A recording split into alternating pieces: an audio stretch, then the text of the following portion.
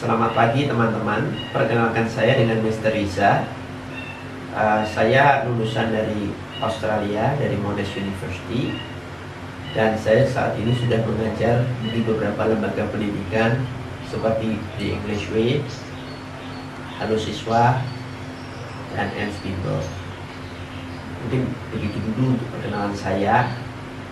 Saya ingin hari ini mengajak teman-teman untuk lebih mengenal apa yang dimaksud dengan tenses dan bagaimana teman-teman bisa membuat tenses itu sedemikian mudahnya. Baik, kita akan perhatikan berikut ini. Seperti teman-teman ketahui, ada 16 tenses yang ada, terbagi masing-masing menjadi 4. Yang pertama adalah present tenses, past tenses, future tenses, dan past future. Mungkin sebelum saya mulai, saya ingin bertanya, ada yang tahu nggak di antara teman-teman apa yang dimaksud dengan tenses? Ya, betul sekali.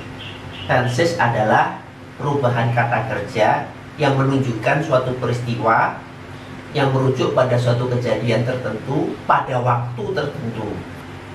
Dalam bahasa Inggris, kita sudah mengenal 4 macam tenses yang saya sebutkan tadi. Lalu di dalam 4 macam tenses itu terbagi menjadi 4 macam tenses, subtenses lainnya. Yang pertama adalah simple, present simple, present continuous, present perfect, dan present perfect continuous.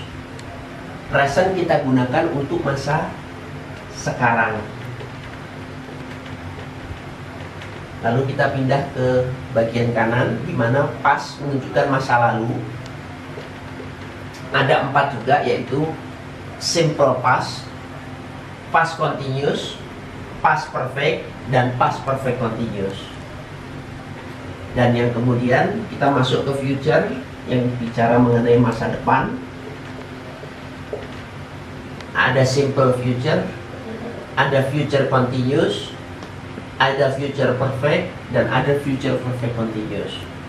Dan yang terakhir kita menggunakan past future atau rencana di masa lalu. Nah, untuk yang ini sama juga, kita bisa menggunakan simple past future continuous, past future perfect, dan past future perfect continuous. Untuk penamaannya sangatlah mudah. Yang digunakan di depan hanya kata simple. Jadi sebagai contoh, simple present, dia di depan. Selebihnya untuk continuous, perfect, dan perfect continuous kita gunakan di belakang. Jadi seperti ini: present continuous, present perfect, present perfect continuous. Demikian, cukup mudah kan teman-teman? Baik, kalau memang sudah, saya ingin menunjukkan sedikit mengenai tabel yang saya tunjukkan ini. Pertama, kita memiliki verb dari infinitif, yaitu verb dasar. Apa itu verb dasar? Ada yang tahu nggak teman-teman? Ya benar. Pertama be, yang kedua have. Verb dasar di sini adalah is untuk verb satunya, am atau are. Yang kedua, verb bentuk keduanya adalah was dan were, dan verb bentuk ketiganya adalah been. Sementara untuk verb ing-nya adalah being. Kemudian bentuk verb dasar kedua ada yang have. Nah, untuk verb dasar kedua, verb utamanya bisa have atau has. Has ini untuk subjeknya yang he, she, it. Kemudian ada had, dan verb tiganya adalah had. Sementara untuk verb ing-nya bentuknya adalah having. Mungkin teman-teman sudah mengenal ini dengan 3H. Apa itu 3H? Have, has, had. Demikian. Nah, saya ingin masuk ke tempat terakhir, yaitu mengenai present. Ya. Jadi ketika kita ingin merubah suatu bentuk, apakah dari simple menuju perfect, continuous, atau continuous saja, kita harus perhatikan beberapa panduan berikut ini. Nah, pertama, untuk present itu rumusnya verb 1 atau verb plus S. Nah, kapan kita gunakan verb 1 plus S? Yaitu ketika subjeknya adalah he, she, dan it. Untuk pasnya kita gunakan verb 2 ya. Kemudian untuk continuous kita gunakan rumusnya be dan verb plus ing. Kemudian untuk perfect rumusnya adalah have dan verb 3. Dan yang terakhir untuk future kita akan menggunakan will plus verb bare infinitive. Kenapa hal ini sangat penting untuk teman-teman hafalkan? Karena dengan menguasai hal-hal seperti ini, teman-teman akan dapat dengan mudah merubah suatu kalimat dari simple present tense menjadi contohnya past continuous, future perfect, dan past future perfect continuous. Baik teman-teman, saya akan menunjukkan bagaimana rekan-rekan dapat dengan mudah mengubah dari satu tenses menjadi tenses yang lain menggunakan rumus yang telah saya berikan tadi. Yang pertama, saya punya contoh Jane eats a banana. Artinya apa teman-teman? Ya betul, Jane memakan sebuah pisang. Ini bentuknya adalah simple present tense dan kita ingin merubahnya menjadi present perfect continuous. Bagaimana cara mudahnya? Baik, tolong dilihat rumus yang telah saya berikan tadi. Kita mulai dengan kata present. Present bentuknya adalah verb 1 atau verb 1 plus S jika subjeknya adalah he, she, it. Ini. Kemudian untuk perfect adalah rumusnya have ditambah verb bentuk ketiga. Dan yang terakhir adalah untuk continuous, rumusnya adalah be plus verb ing. Lalu gimana dong cara kita menggunakan kedua rumus ini untuk merubah menjadi bentuknya menjadi perfect continuous? Baik, tolong perhatikan baik-baik.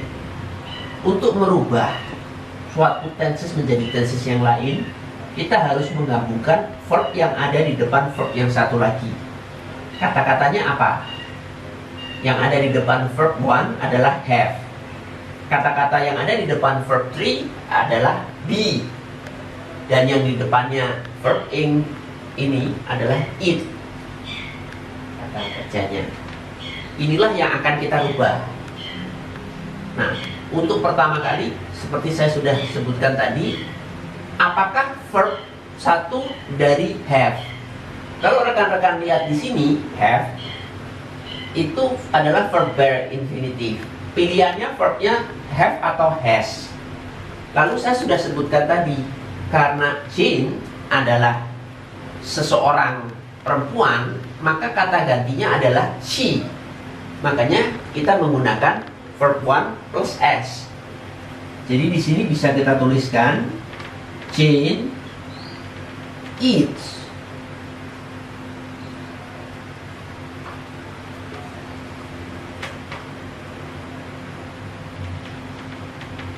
Jane has.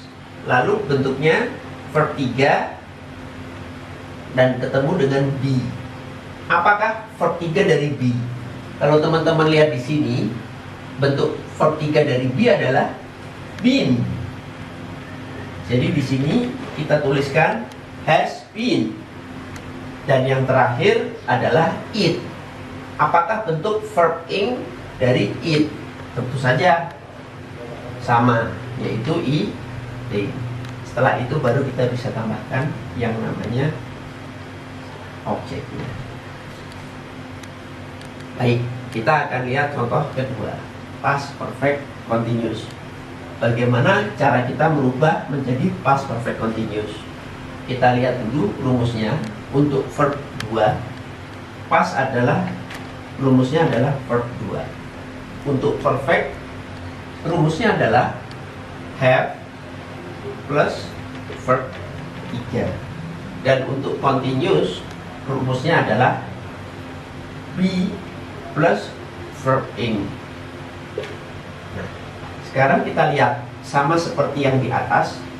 untuk merubah suatu bentuk tenses menjadi tenses yang lain, kita harus menggabungkan kata kerja dengan kata yang ada di depannya. Apakah verb kedua dari have? Coba teman-teman lihat, verb kedua dari have adalah had.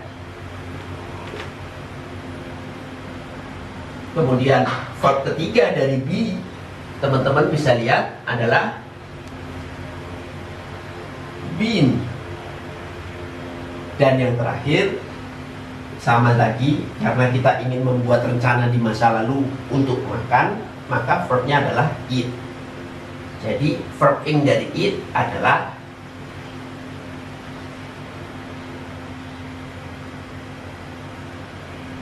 eating. Begitu.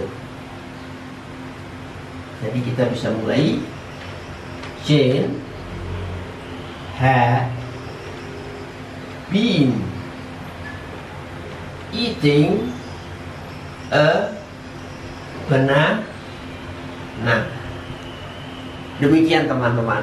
Mudah bukan? Baik, saya akan beri contoh satu yang terakhir. Kita akan gunakan simple future untuk kalimat yang sama.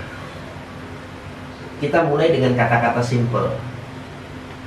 Di rumus yang saya berikan tidak muncul kata simple. Artinya apa? Tidak ada yang kita input di sini atau kita masukkan.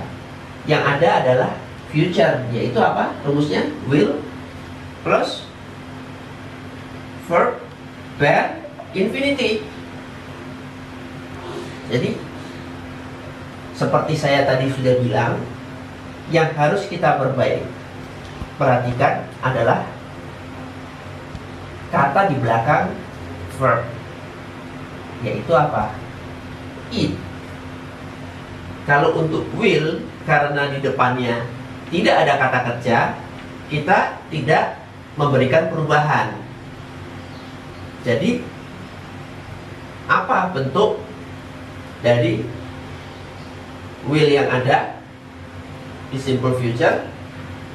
Kita tetap gunakan will. Kemudian untuk verb bare infinity dengan eat, apa bentuk pertama dari eat?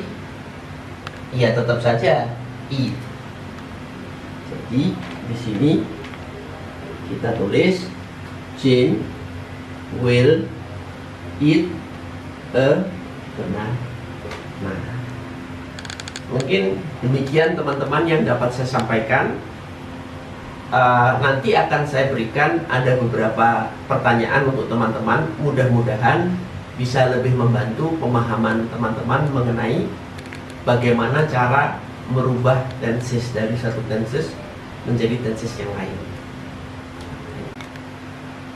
Baik teman-teman, sekarang kita akan lihat bagaimana kita bisa menjawab soal-soal menggunakan rumus yang tadi saya berikan. They each other since last year. A. Knew. B. Known. C. Have known. D. Has known. Nah teman-teman, sebelum menjawab pertanyaan ini, saya ingin bertanya kepada teman-teman, kira-kira pertanyaan ini menggunakan yang mana? Apakah ini mengatakan mengenai waktu present atau sekarang, waktu past atau di masa lalu, waktu di future atau past future? Gimana? Baik, karena teman-teman sudah melihat bahwa tidak ada kata-kata yang di masa lalu, berarti tebakan teman-teman betul. Atau di masa depan ini menggunakan present. Nah, setelah kita menggunakan present, maksud saya simple, bukan present ya. Jadi nggak ada kata-kata yang diteruskan dalam bentuk ing. Nah, berikutnya apa yang kelihatan lagi? Kita kan sudah tahu bahwa ini present. Kalau kita menggunakan nu pilihan A, itu sudah pasti salah. Kenapa? Ya, pilihan A adalah bentuk past. New adalah verb kedua dari kata-kata no, kata kerjanya. Bagaimana dengan option B? Option B sudah pasti salah juga, karena noun adalah bentuk ketiga dari verb no. Lantas pilihannya apa? Kalau A dan B salah, pasti kita hanya punya dua pilihan, yaitu C dan D. Nah, dalam hal ini kita lihat subjeknya. Kalau subjeknya I, you, they, we, kita menggunakan have. Tapi kalau subjeknya he, she, it, kita menggunakan has. Jadi sampai di sini teman-teman sudah dapat ya. Kalau A itu salah,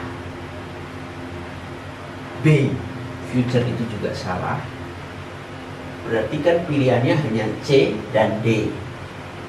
Apalagi kita sudah tahu bahwa depannya adalah they, otomatis pilihannya adalah have, yaitu jawaban C.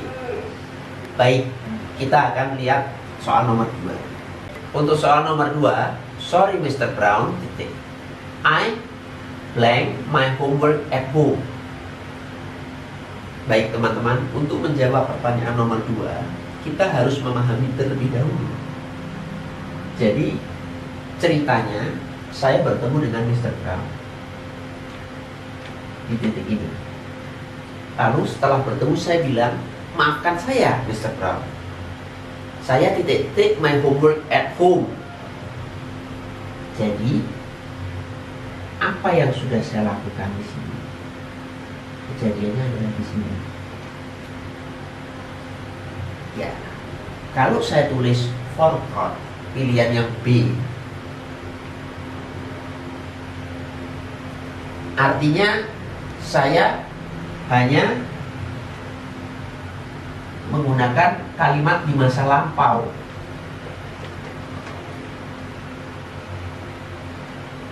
Karena forgot adalah verb kedua.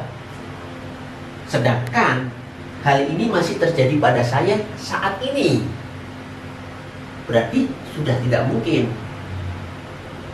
Lalu kalau kita pilih C, yaitu forget, itu adalah bentuk present sekarang.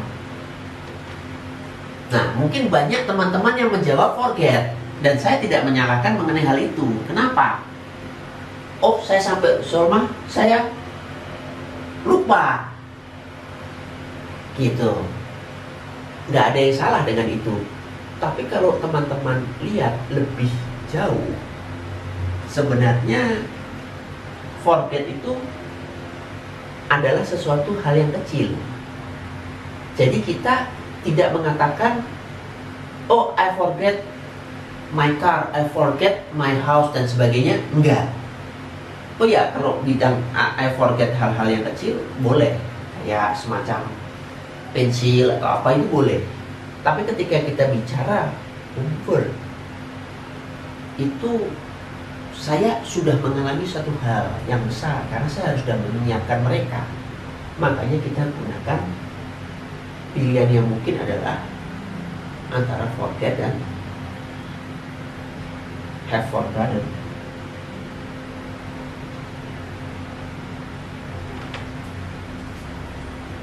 Apakah present simple, apakah present perfect? Pilihannya hanya dua. Dan saya menganjurkan teman-teman ketika menjawab pertanyaan seperti ini, tolong yang menjadi pertimbangan adalah besar kecilnya dari pekerjaan yang kita tinggalkan kepada orang tersebut sejauh apa. Kalau memang dia memiliki dampak yang besar, kita gunakan I have or that Dan kemudian kita akan masuk untuk soal yang nomor 3 ya. I couldn't see the teacher because he blank before I arrived at school. Kembali saya ingin gambarkan. Jadi saya datang ke sekolah, tapi sesampainya sekolah saya tidak bisa melihat guru saya. Kenapa?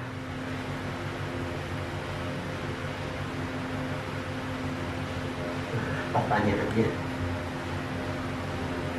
saya sampai sekolah ternyata gurunya nggak ada. Berarti apa? Gurunya sudah pergi. Ini yang saya maksud dengan past perfect. Tolong dibedakan ya. Saya sudah datang, loh kemana gurunya? Berarti dia sudah pergi. Jadi jawabannya adalah the teacher had left before I arrived at school. Saya tidak bisa ketemu gurunya karena dia sebelum saya sampai sekolah sudah pergi meninggalkan sekolah. Ya, jadi kondisinya adalah past perfect. Untuk nomor 4, pertanyaannya adalah he was tired because he blank the bags upstairs. Yang A have carried, pilihan B had carried, pilihan C carried, pilihan D had carried. Nah, sebelum menjawab pertanyaan nomor 4, saya ingin teman-teman sedikit membayangkan kondisinya. Dia capai lelah karena dia titik-titik the bags upstairs. Jadi kira-kira kalau seorang lelah itu kira-kira dia habis ngapain? Pasti kan habis melakukan sesuatu kan. Gak mungkin contohnya saya baru bangun tidur langsung lelah, kan gak mungkin. Nah, kira-kira pilihan yang mana yang paling pas? Kalau kita gunakan pilihan C, itu pasti salah. Kenapa? Karena pilihan C, carried, itu adalah bentuk kedua saja, past simple. Itu sudah pasti salah, kita coret. Ya. Yang pilihan yang paling mungkin adalah apakah have carried, had carried, dan has carried. Kemudian kalau kita jawab have carried, itu juga salah karena he selalu berpasangan dengan has atau had. Tidak pernah he berpasangan dengan have. Jadi pilihan A pasti salah. Nah, di antara had carried dan has carried, B dan D, kira-kira mana yang lebih pas untuk menyelesaikan soal ini?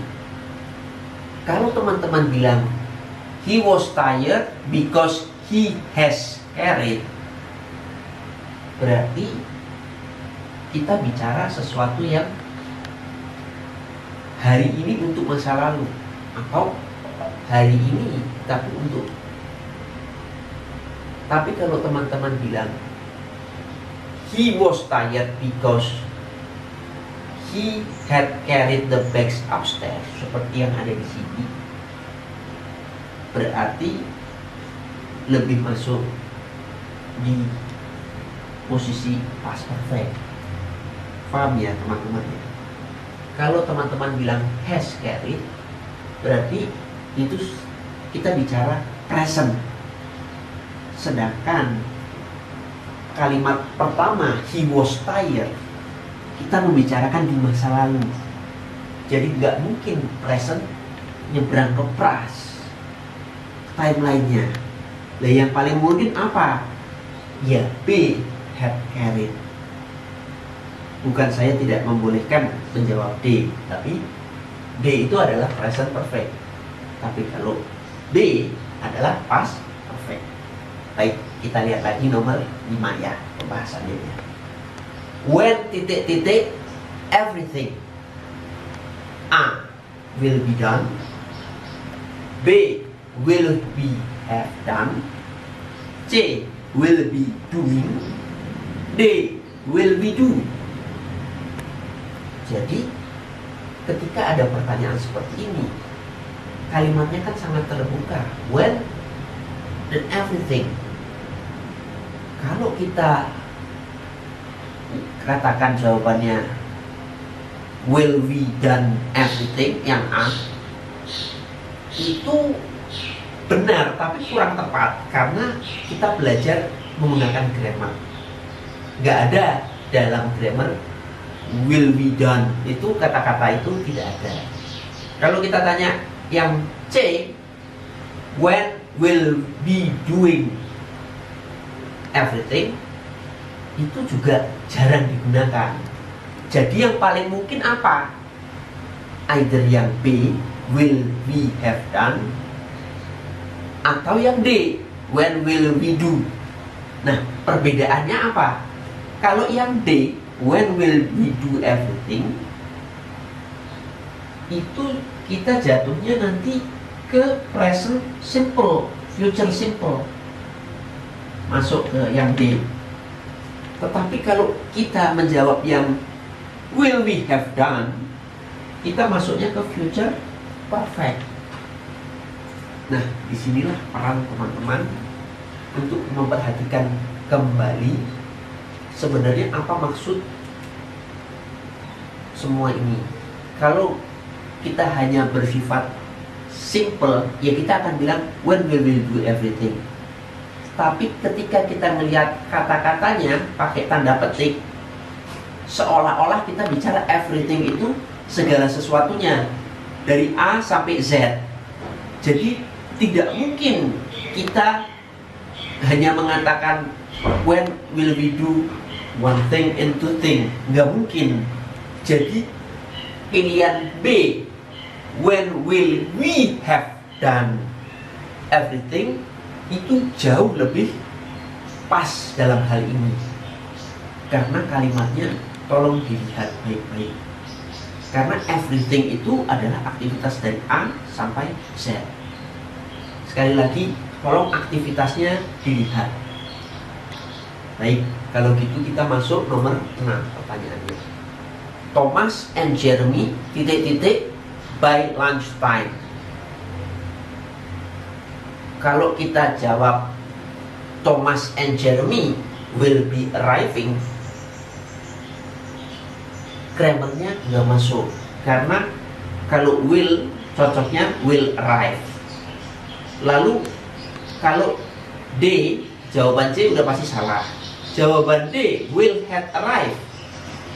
Tidak mungkin yang namanya will diikuti dengan kata had. Ya. Will arrive bisa, tapi will have arrived tidak mungkin.